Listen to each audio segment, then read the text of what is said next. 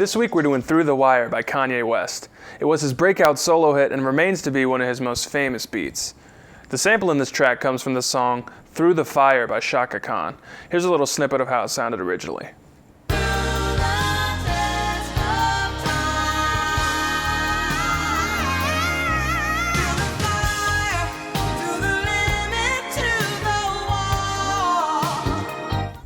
The section Kanye sampled was a little over a minute long, so I didn't want to play that whole section untouched because that would just be a bit long. But the main thing that he did to this track was pitch it up about 4 semitones, and that gives you not the full-on chipmunk effect, but the more subdued signature Kanye pitched up soul sample sound.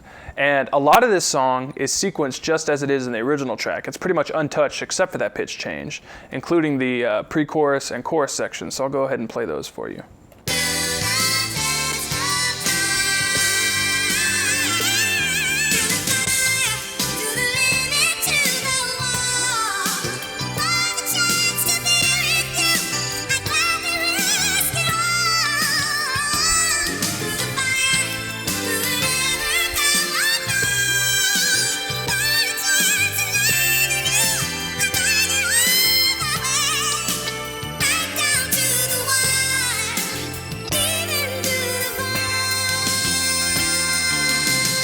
And so all of that is left as is from the original track, just pitched up.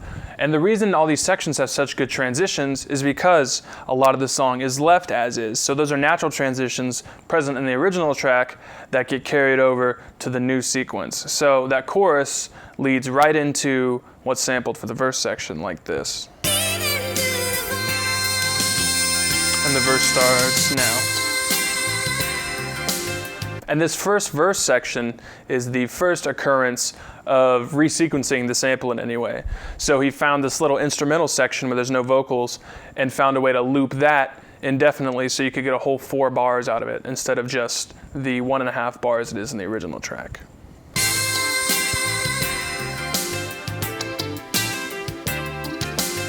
And there's the loop.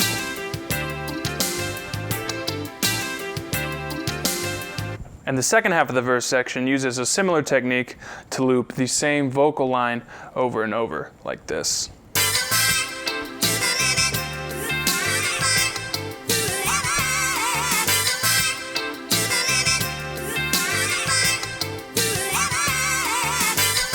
And then that second verse section leads us right back into the pre-chorus, which leads us into the chorus, so on and so forth. On to the drums. So just like how Kanye talked about taking the drums from Dr. Dre's Explosive and using those in a track, he found some drums on a extended remix of an Outkast song, on the Players Ball remix, and found some open drums on those that go like this.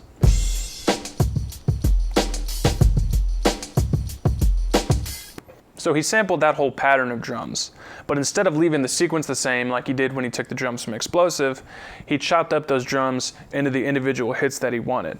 So he took out a kick, a snare, with that hi-hat in there.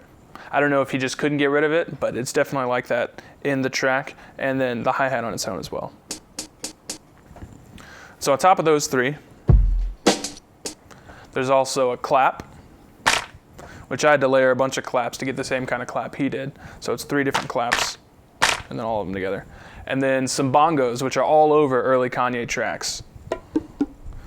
3 of those, just a low, a medium, and a high bongo to play all sorts of shit on. And the patterns aren't particularly complicated or anything. Beyond some little fast bongo hits he just sort of drummed out on top of there. Those took a little bit of work to figure out exactly. But yeah, they're pretty straightforward, just real solid drums. That was a great sample to find. So the pre-chorus and the chorus with the drums layered on top of the sample sounds like this.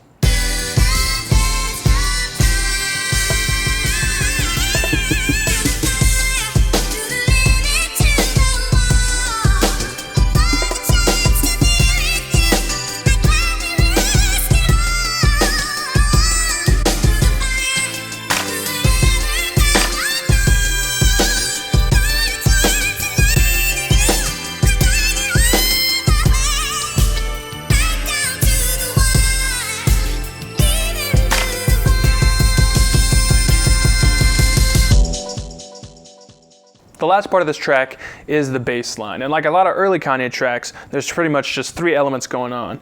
You've got the samples, you've got the drums, and then you've got some live bass going on. And in this case, I imagine he just hired a session player to bring in their bass, play along to the sample and the drums until they had something they both liked, and that was it. And in this case, the bass line sort of mirrors a lot of stuff that goes on in the original bass line in the original Shaka Khan track that you can still sort of hear once it's pitched up, but just it just fills it out a lot, adds some more funk and flourishes on top of that. And so I busted out my bass, of course, since this one you didn't need a 5-string for. And I learned it the best I could. I can never get very good tone, but yeah, here's me playing the bass line on top of the drums and the samples.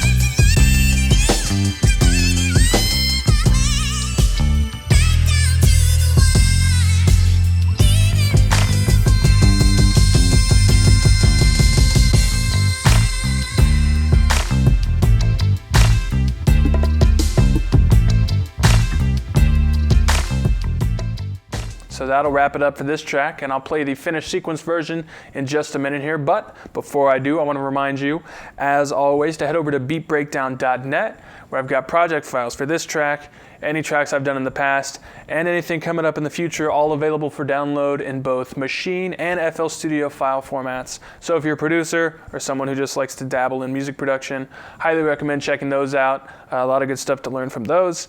And I want to remind you that every Wednesday, I believe every Wednesday after these episodes come out, these will come out, and then later in the evening, I will live stream both on here on YouTube and over at Twitch, username Beat Breakdown there.